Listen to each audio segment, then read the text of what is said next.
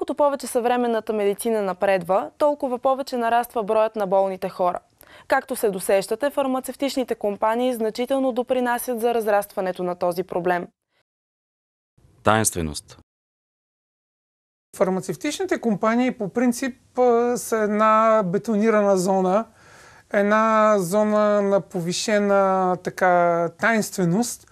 Даже някои от тях са обвити с мистика и то поради това, че разработват много лекарства, влагат много големи пари в проучвания и разработки на различни молекули и освен това понякога проектите им, колкото и да не са сполучливи, не биват огласявани.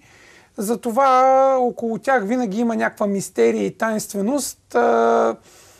Някои факти ние след години научаваме, за други само можем да предполагаме. Това и хората не знаят за големите фармацевтични компании.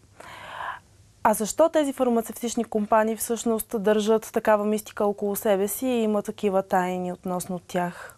Има ли какво да крият? Предполагам, че има какво да крият.